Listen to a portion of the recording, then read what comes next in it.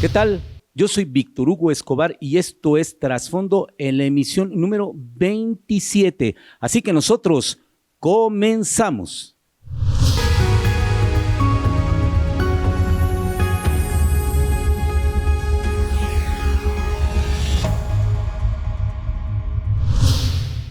¿Y qué vamos a tener este día en Trasfondo? Donde las ideas son las protagonistas y también donde las buenas noticias son noticia. Un programa muy completo, como siempre, con información variada. Fíjese usted, en Indonimia hoy tendremos a Huaquechula. Este icónico lugar, histórico lugar, cuenta la historia de México, la historia prehispánica que en algún momento albergó al mítico Quetzalcóatl, Cuauhquecholan, Huaquechula. Hoy hablaremos de este lugar, de sus bellezas naturales, su historia, sus tradiciones, sus altares en la época de noviembre, por cierto, que acaban de pasar. Más adelante tendremos en entrevista a José Luis Godoy. ¿Usted sabe qué es la espeleología? Bueno, pues hoy le vamos a platicar acerca de la espeleología, esta actividad que tiene que ver con la investigación de las fosas, las cuevas, las grutas, que hay muchas, por cierto, en este país y muchas en Puebla. José Luis Godoy, un espeleólogo muy experimentado, va a platicar con nosotros de manera exclusiva. Más adelante, en Trasfondo hoy, hablaremos de las peregrinaciones en México. Históricamente este lugar, este país, esta nación, ha sido un lugar de peregrinaje donde por motivos básicamente religiosos en distintas épocas se ha ido de un punto a otro. Hay lugares específicos, ahora que viene diciembre, la visita a la Virgen de Guadalupe, San Juan de los Lagos, la Virgen de Juquila, hablaremos de ello, pero un poco atrás, hablando de las peregrinaciones prehispánicas. Estamos aquí en Puebla, muy cerca de Cholula, ese lugar mítico donde se peregrinaba también en la época prehispánica en esta región de Mesoamérica. Los datos de trasfondo, como cada emisión, abrevaremos en el conocimiento, en esos minucias, en esos datos que son importantes para la plática. Y hoy en Mexicanos Ejemplares tendremos un invitado de lujo.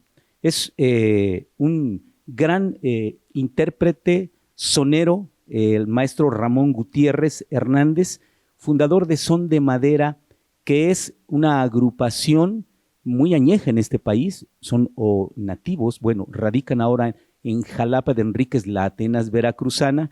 Él va a estar con nosotros platicándonos de la historia del son jarocho, de la historia de Son de Madera, su grupo que desde 1992 a la fecha sigue aportando. Hoy en Mexicanos Ejemplares lo quisimos invitar. Él es heredero de una gran tradición, pero también ha transmitido sus conocimientos y ese amor por la música y por esta tierra que es la suya, que es México, a otras generaciones.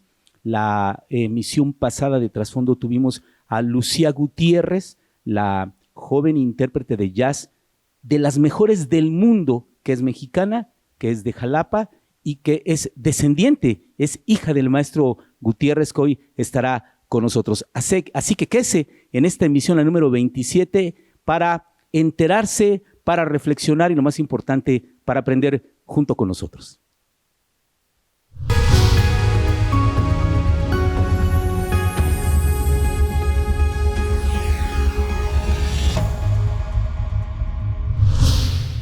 Bien, ahora vamos a Indonimia. Huaquechula cuenta la historia prehispánica que luego de huir de Tula, el mítico Seaca Topitzi Quetzalcóatl estuvo en Huaquechula.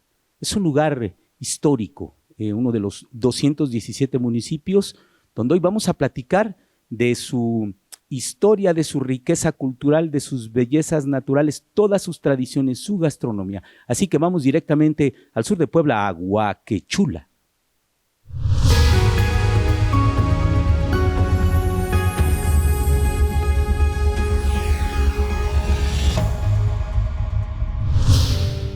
La palabra Huaquechula proviene del náhuatl Cuauhquecholan, Cuautli, águila, Quecholi, plumaje rico y tlán locativo.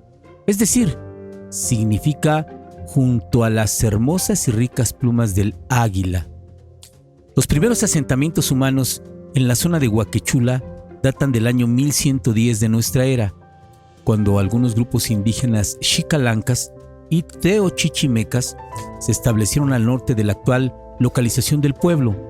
Hacia el año 1200, grupos nahuas efectuaron una segunda fundación y la tercera y definitiva fue la de los españoles tras haber sido sometida en septiembre de 1520. En Huaquechula tuvo lugar un hecho de armas entre los tlaxcaltecas y mexicas. Murieron en combate un hijo de Moctezuma Xocoyotzin o Moctezuma II, Hueytlatoani de los mexicas entre 1502 y 1520. De 1520 a 1521 fue considerada la ruta de la conquista y en 1524 fue entregada a Jorge de Alvarado en encomienda. En el siglo XVII pasó a formar parte de la corona española como parte del antiguo distrito de Atlisco, mismo al que perteneció hasta 1895, cuando se volvió municipio libre por decreto del gobierno y se nombró cabecera del mismo al pueblo de Huaquechula. Una de las fiestas más importantes de Huaquechula es el Día de Muertos, fecha en que se dedican las famosas ofrendas a los seres queridos que han muerto durante ese año. En estos altares se colocan varios objetos representativos de la celebración y del difunto, como su comida favorita, la cual, según la creencia, el difunto vendrá a probar durante la noche. Lo más común es colocar mole, pan de muerto, dulces, fruta, chocolate y atole. También se colocan reliquias u objetos personales del difunto y una cruz con la imagen de algún santo. Las familias que presentan las ofrendas monumentales preparan chocolate para recibir a las personas que visitan sus casas, el cual es acompañado con pan tradicional de la región. No obstante, también reciben a los visitantes con atole, tamales y hasta pozole. Depende mucho del estatus económico de la familia. Los visitantes se quedan un rato a acompañar y siguen a la posterior ofrenda. La tradición es visitar cada uno de los altares.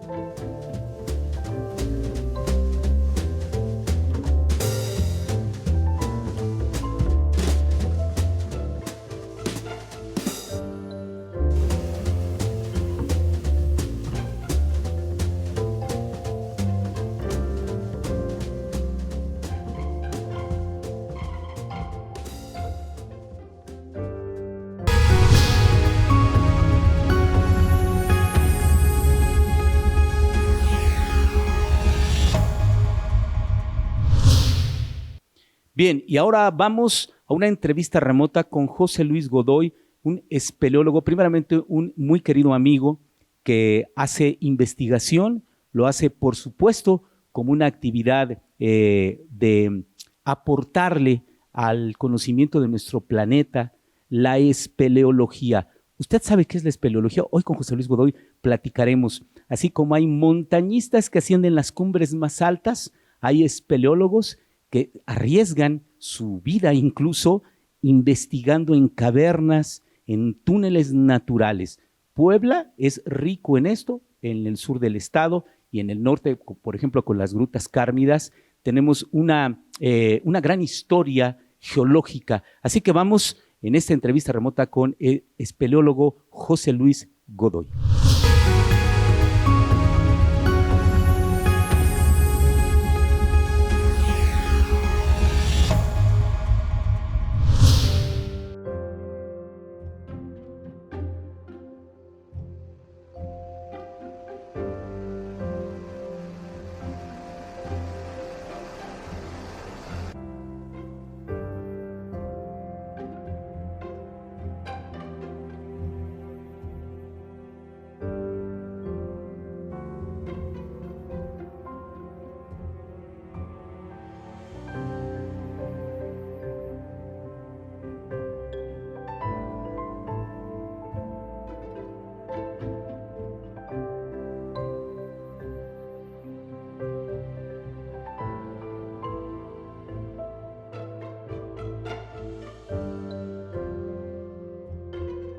Víctor Hugo, antes que nada quiero agradecerte la invitación a ti y a tu equipo de Trasfondo por la oportunidad de brindarnos este espacio para poder compartir contigo y con todo tu auditorio esto que es una gran pasión para mí, que es la espeleología. Muchas gracias.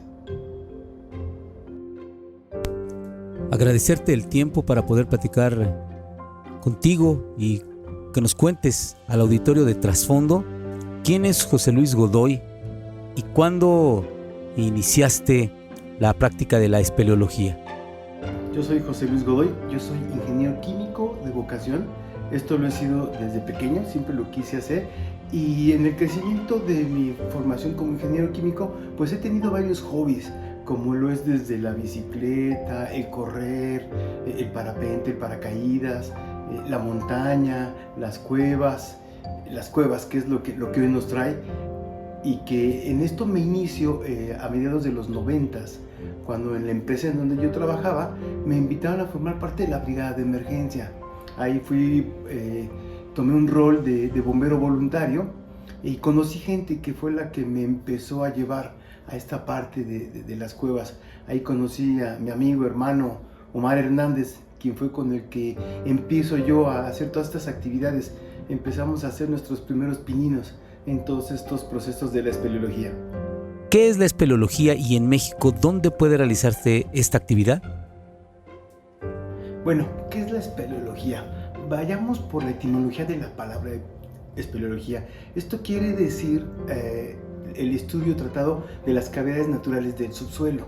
Y pues bueno, mira, la espeleología es el estudio de todas estas cavidades, cuevas, y requiere de cosas muy importantes para que lo puedas hacer. Requiere de conocimientos y de habilidades, que estés preparado. Es importante mencionar que la espeleología es una actividad que se hace en grupo. Actualmente yo lo hago en grupo con mi grupo espeleológico Chicomostoc, del cual soy orgullosamente miembro fundador, y les mando un fuerte abrazo a todos mis amigos, hermanos del grupo. Y bueno, para quienes quieran saber qué hacemos y nos quieran seguir, nos pueden encontrar en Facebook como Grupo Espeleológico Chicomostoc.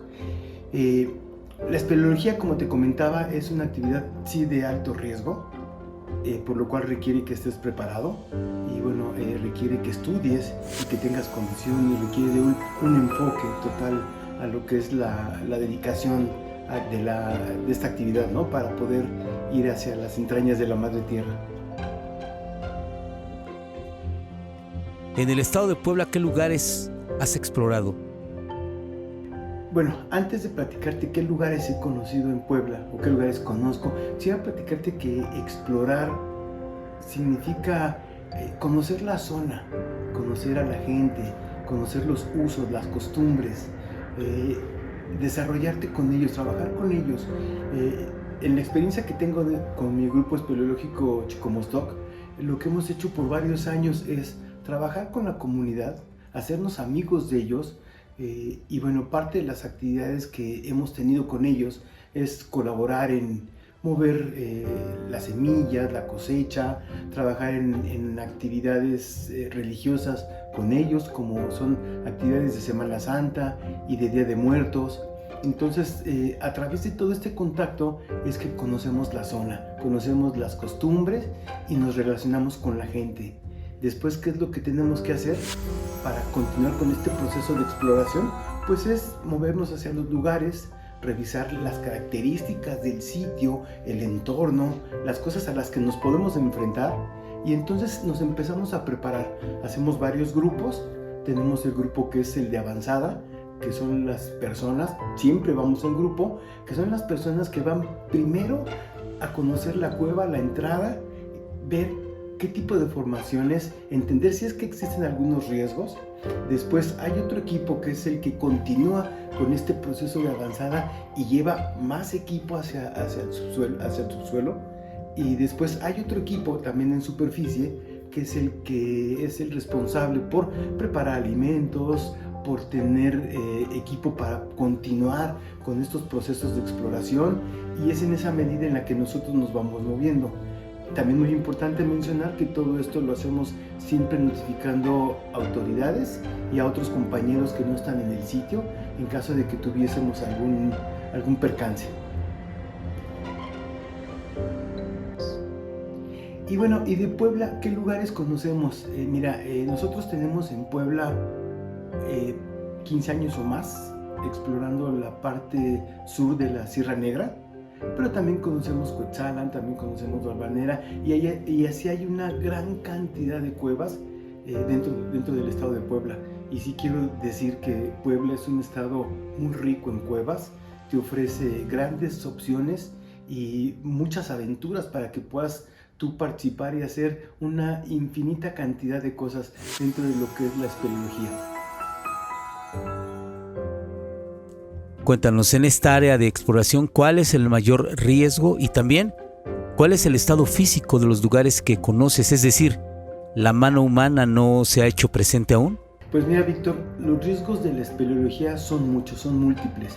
Y te cuento que dentro de esta actividad, lo que hacemos entre que preparamos para poder accesar a una cueva, también nosotros hacemos actividades como ir dibujando la cueva, ir dimensionándola. Esto se llama lo que es hacer la topografía de la cueva. Hay un grupo que lo hace, es el encargado de esto. Y bueno, esta es una actividad que requiere tiempo y también, bueno, puede haber ciertos riesgos. ¿Cuáles pueden ser estos riesgos? Pues mira, puede ser una crecida, es decir, que llueva tanto que la cueva se inunde, llega a pasar. También pueden ser riesgos como que puedan haber deslaves dentro de la cueva, entonces pues es muy peligroso. Hay otros riesgos como el tiempo prolongado, porque sabrás que para esta actividad pues se requieren muchas horas, a veces muchos días. Hemos llegado a estar 7 días tal vez dentro de una cueva haciendo actividades de exploración y topografía. Entonces, bueno, las bajas temperaturas juegan un papel. La alimentación también es otro factor relevante.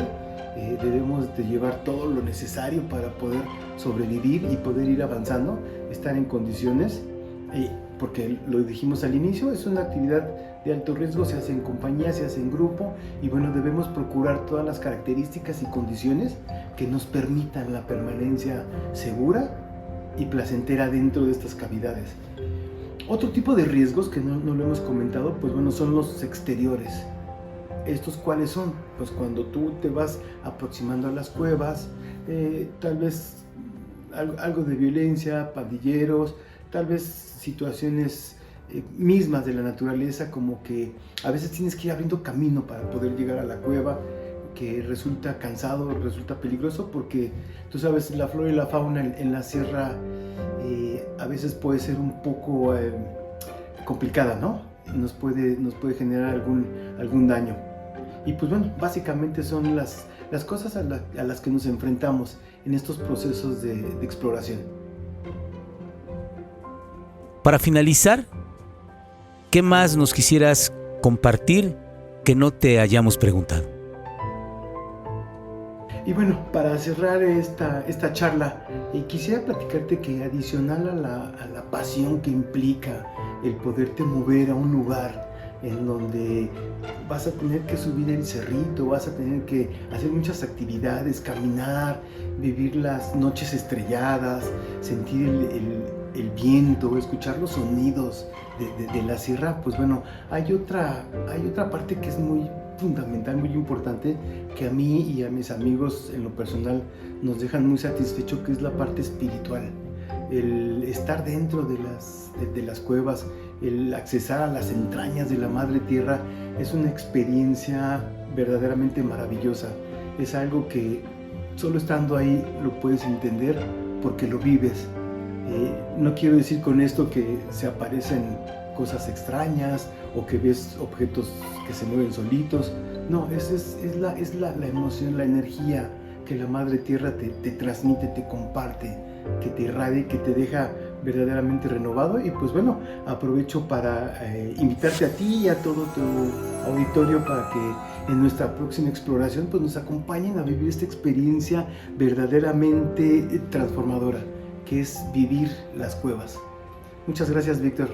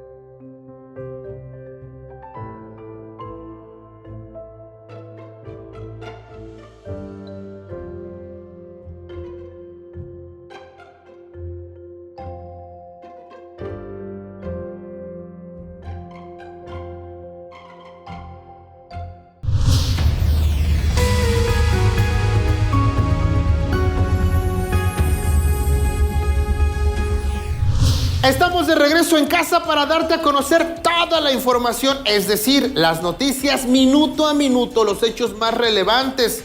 Un medio crítico, sí, porque pondremos al descubierto los actos de corrupción de quien tenga que ser. Veraz, objetivo y cercano a ti. En los 217 municipios de Puebla, los 60 de Tlaxcala, los que tenga Veracruz, Morelos, toda la zona metropolitana y lo que nos permita llegar, las redes sociales. Lunes a viernes te invito a que nos sintonices, televín.com.mx, plataformas digitales, Facebook, Twitter. Enlaza con nosotros, mándanos un mensaje y hagamos noticia.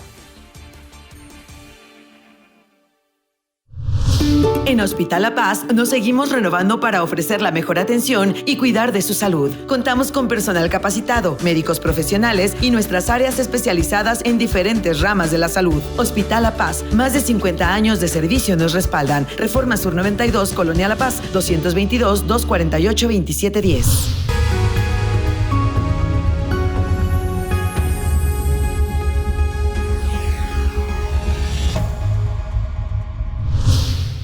En trasfondo hoy, un tema que tiene que ver con la historia misma, la esencia cultural de esta nación. México, un país de peregrinaje.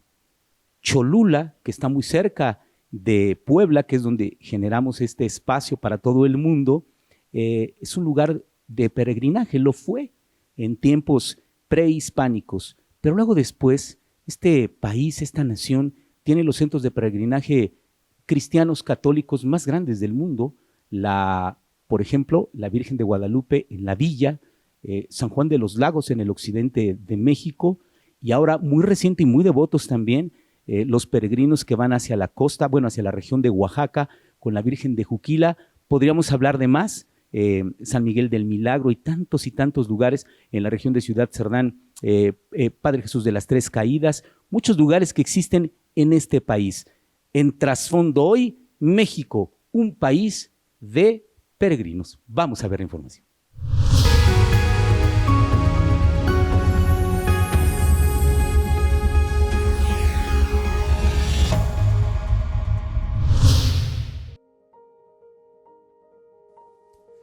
México, un país de peregrinos. Las peregrinaciones son un componente importante de casi todas las religiones. No obstante, su origen proviene de la tradición judeocristiana. Una peregrinación o peregrinaje es el viaje a un santuario o lugar sagrado con importantes connotaciones religiosas.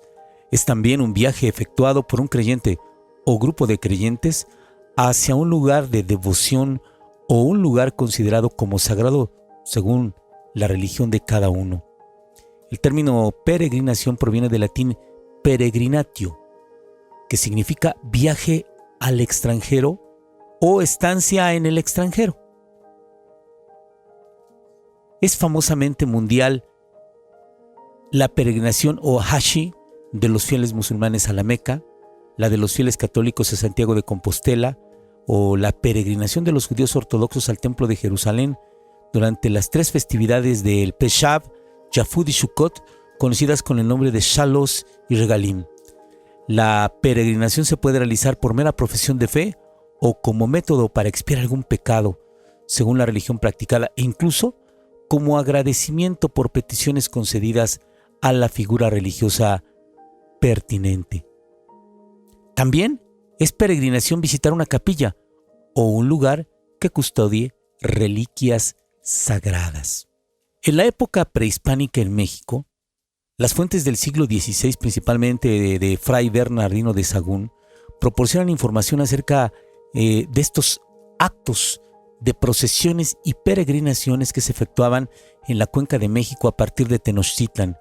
Los ejemplos que se abordan demuestran cómo los mexicas, mediante estas procesiones, se posesionaron simbólicamente de territorios de entidades políticas que conquistaron en la cuenca y cómo adoptaron los antiguos lugares de culto de estos señoríos y los transformaron en santuarios propios al reinterpretar su significado y advocación tutelar. La historia temprana de los mexicas, su migración y la búsqueda de un asentamiento definitivo en la isla de Tenochtitlán, Tlatelolco, son periodos envueltos en el mito y motivados por la justificación retrospectiva de condiciones políticas posteriores. Tenochtitlan alcanzó la categoría de señorío cuando Acamapixtli fue elegido tlatoani de la pequeña ciudad-estado.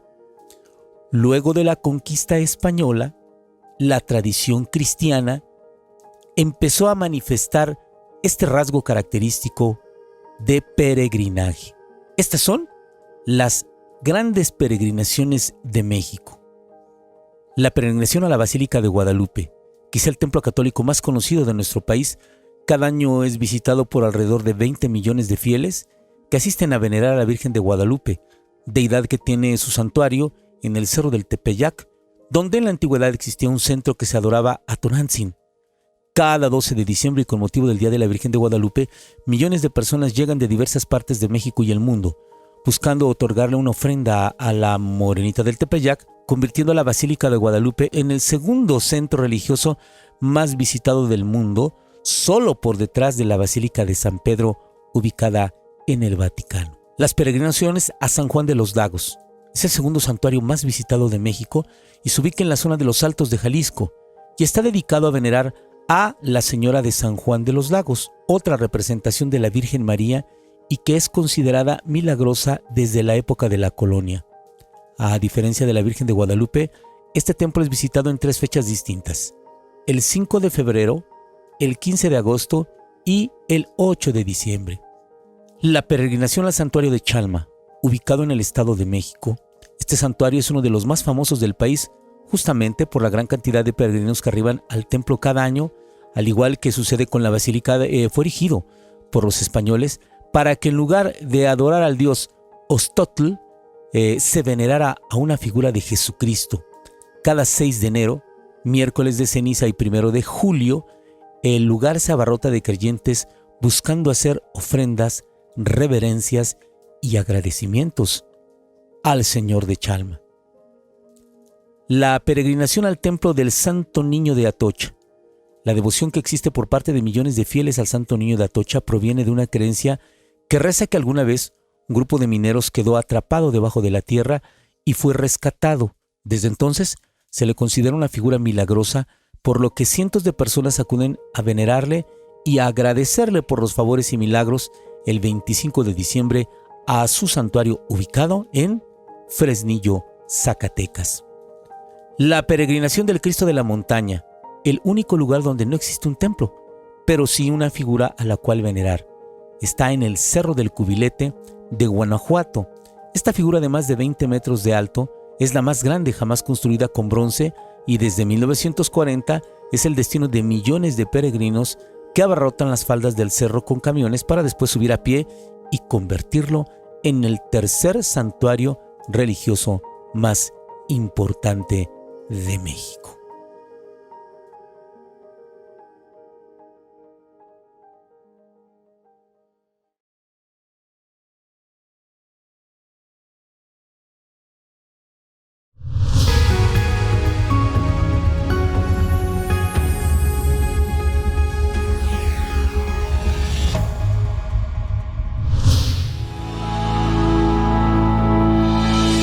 En Instituto de Gante, hoy más que nunca estamos comprometidos con la enseñanza de calidad para cada uno de nuestros alumnos y estamos abiertos a todas las posibilidades de enseñanza que nos requieren los cambios constantes de la actualidad.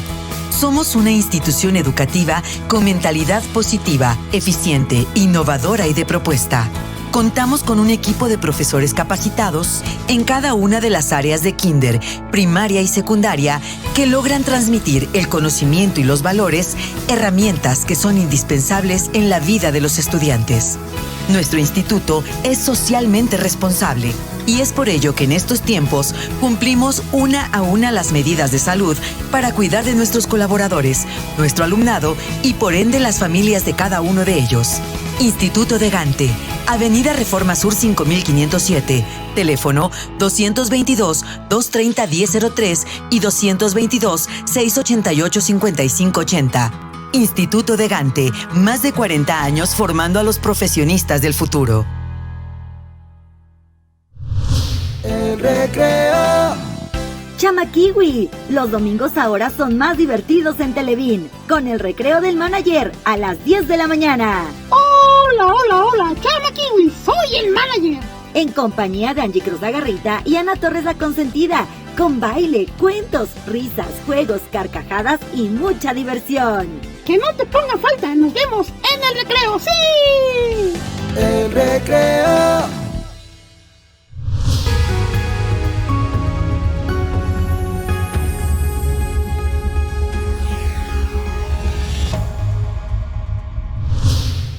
Y ahora vamos con los datos de trasfondo, todos aquellos datos, esas minucias, la numeralia, las cosas que enriquecen el intelecto. Vamos a abrevar en el intelecto, en el conocimiento con estos breves pero interesantes datos.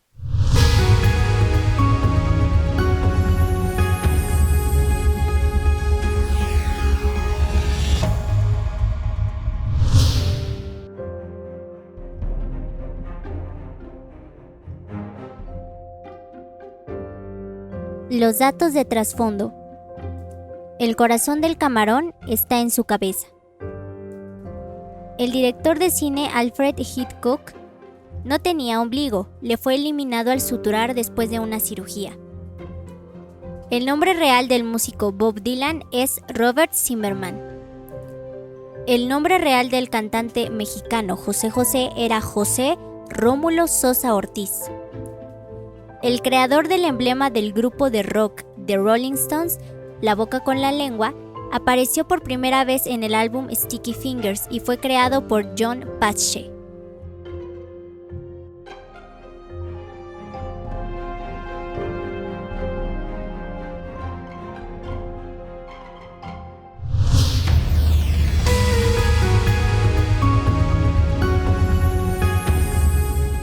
Una entrevista vía remota con el maestro Ramón Gutiérrez, fundador de un conocido grupo de son jarocho que se llama Son de Madera, que por cierto usted lo puede encontrar en todas las plataformas, en Spotify. Tiene una gran música el maestro Ramón Gutiérrez, que es heredero de una gran tradición sonera por el estado de Veracruz, pero además él ha heredado esta pasión por la música y por la buena música. Se acordará usted la emisión pasada de Trasfondo, la voz de Lucía Gutiérrez, la ganadora de este concurso internacional de jazz. Bueno, pues Lucía es hija del maestro Ramón y hoy lo quisimos invitar como un homenaje a estos músicos mexicanos que trascienden en el tiempo, que nos aportan cosas que enriquecen como cultura, lo que debemos nosotros como mexicanos promover. Esta música, que es la música del pueblo, la música que se ha ido construyendo, tejiendo y enriqueciendo con grandes talentos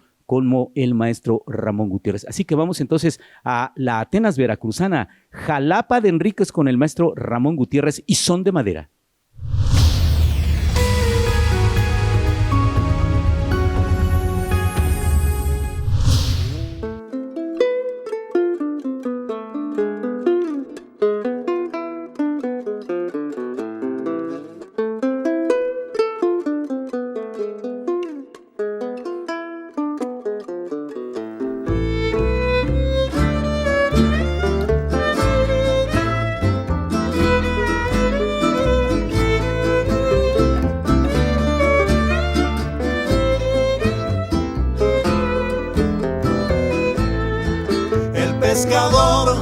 Se hizo a la mar, llevando en su alma una dulce ilusión.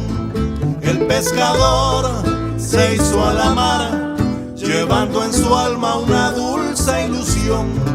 Contento va, porque al remar piensa en su amada que en tierra dejó. Boga marinero, boga ya, se perdió de vista el malecón. Y en la blanca estela sobre el mar será tu último adiós.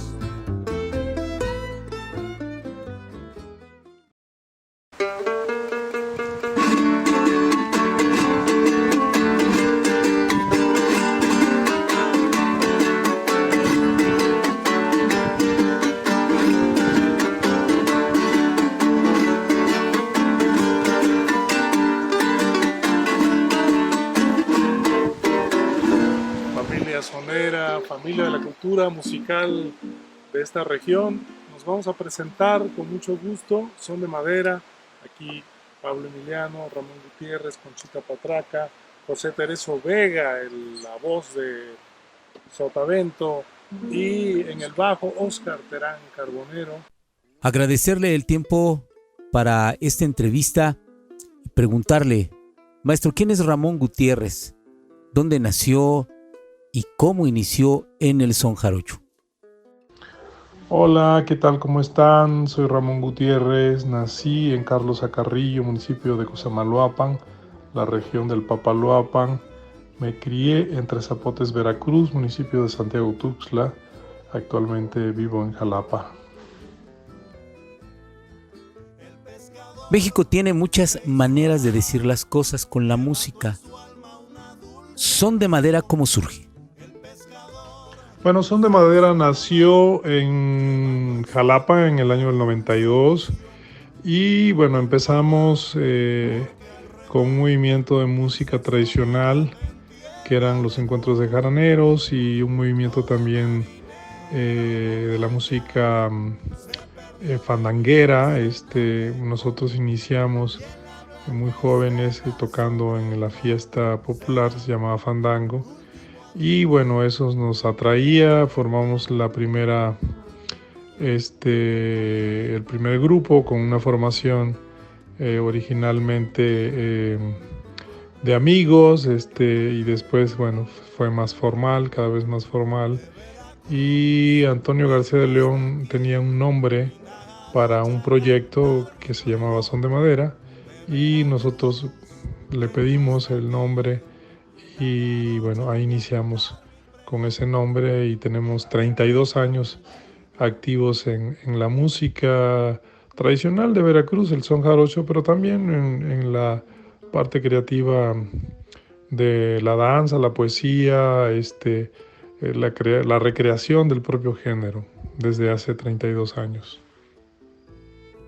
En esta dinámica actual de la masificación en muchas ocasiones de lo vano, la música, ¿cómo puede contribuir a mejorar nuestra convivencia?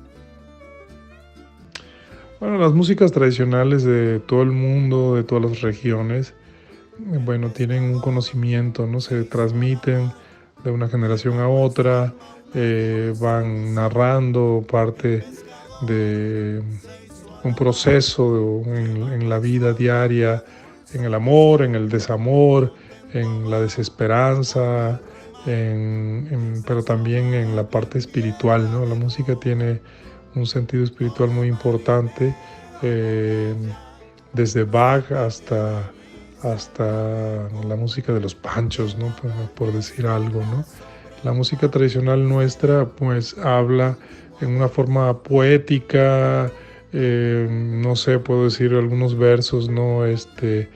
Que pues hablan de un conocimiento, ¿no? Yo cargo un gran sentimiento por lo que mi alma desea para expresar lo que siento. Falta idioma, falta idea, falta espacio y pensamiento, ¿no? Es la música y el verso tienen un conocimiento de muchas generaciones, ¿no? Incluso la música puede ser ancestral, ¿no? La música nuestra pues no ha sido, tiene un hilo conductor que puede ir hasta el África o puede ir hasta hacia los árabes, que puede ir hacia Europa, que puede ir hacia también la parte ancestral nuestra en México. En fin, uno siente reminiscencias, uno siente también algunas cosas que están hablando a través de la poesía, a través de la música, ¿no? Y siente como otros músicos, otros cultores de los instrumentos, del canto, del baile, pues lo hicieron, ¿no? Y eso se siente cuando la música tiene ese poder, y sobre todo cuando es música que ha tenido muchas generaciones haciéndose, y que el fin es ese, la liberación del propio espíritu como seres humanos, ¿no? Más que el fin comercial. Bueno, si hablamos de música comercial, eso es otra cosa, pero la música tradicional principalmente es un hilo conductor de conocimiento, sabiduría y de, como decía, de liberarnos a nosotros mismos del gusto y de la parte espiritual. Cuéntenos qué elementos del son jarocho y en general de la música de son de madera les identifica. Los elementos que nos identifican a nosotros son el verso, la quintilla, la septeta, la décima, el verso compuesto, también los instrumentos, la jarana, la guitarra de son, incluso el violín, el zapateado. Y la forma que nosotros usamos es muy antigua porque mucha de la música, incluso africana, está ternaria, está en 6/8. Entonces el son también es una forma que se improvisa, es una estructura que puede variar en rítmica, que puede variar hasta en la nostalgia o la alegría en el momento en que la estamos interpretando. O sea, no es una canción, hay una gran diferencia entre una canción y un son. El son en general, el son mexicano o son cubano o música de Latinoamérica, tiene ese mismo conocimiento y también la música, por supuesto, africana, árabe, o las ragas hindú, donde uno tiene una estructura, donde se improvisa, un poco también como el jazz. Uno tiene una estructura donde va a poder improvisar los versos, o sea, la letra, va a poder improvisar la música y puede durar 3 minutos, puede durar 30 minutos o 1 hora, ¿no? Dependiendo, ¿no? Y esa es la estructura que nos identifica y que nos hace hermanos con mucha música, no solamente de México, sino de otras latitudes. Y bueno, pues es una forma muy antigua, ¿no? Porque uno, como decía, escucha la música árabe y se da cuenta o la música, el cante, ¿no? Son estructuras, uno escucha Camarón de la Isla, está escuchando a alguien que está haciendo versos, ¿no? Y que ese verso puede ser que en otro momento lo pueda cantar diferente, ¿no? No es estrictamente una melodía establecida, ni una rítmica, puede ser mucho más sincopado o puede ser mucho más por derecho, como decimos. Entonces depende mucho del momento. Entonces esa es una característica fundamental del son jarocho y del son mexicano, ¿no? Entonces eso es principalmente lo que a nosotros nos gusta, ¿no? Es muy difícil porque la música comercial hace todo lo contrario. La música comercial hace una estructura que siempre se va a repetir igual y hay un versito, una estructura que se repite como coro para que la gente se lo aprenda, ¿no? Y bueno, hubo momentos en que la música comercial tenía nivel, ¿no? Estaba bien hecha, ¿no? Y esos niveles, bueno, se fueron por otro lado y actualmente pues la música comercial a veces es una cantaleta, ¿no? Es una forma absurda de generar notas, de generar melodías, ¿no? Incluso hay muy poca melodía en la música que actualmente se escucha, ¿no? Hay muy poca letra y hay muy poco contenido, ¿no? Entonces ha cambiado mucho, digamos que estamos en dos mundos muy distantes, ¿no? Entre lo que significa el son y lo que significa la música actual comercial. A las nuevas generaciones de músicos y escuchas, ¿qué les quisiera compartir, maestro? Pues a las nuevas generaciones y a los escuchas, a la gente que nos sigue, bueno, compartirles que estamos haciendo nuevos proyectos en cuanto a la música, incluso música que no habíamos imaginado desde lo tradicional, pero también música que pueda, o más bien que nos hemos atrevido, en especial un servidor me ha atrevido a hacer, y bueno, pues que estaremos compartiendo en las plataformas, que estaremos compartiendo en los EP, porque ahora ya no existen los discos, o si hay muy pocos. Entonces, pero sí, estamos en la difusión, participamos también de la vida moderna de la internet, de las plataformas, de las redes sociales. Es imposible no hacerlo, ¿no? Entonces agradecemos mucho a la gente que nos sigue, a la gente que escucha nuestros discos, a la gente que nos escribe, a la gente que va a nuestros conciertos. Ahí estamos en pie de lucha, somos aguerridos, creemos en el arte, creemos en la música, creemos en la gente, creemos en la sensibilidad, creemos en los seres humanos y creemos en el arte en general. Entonces, un abrazo fuerte para todos.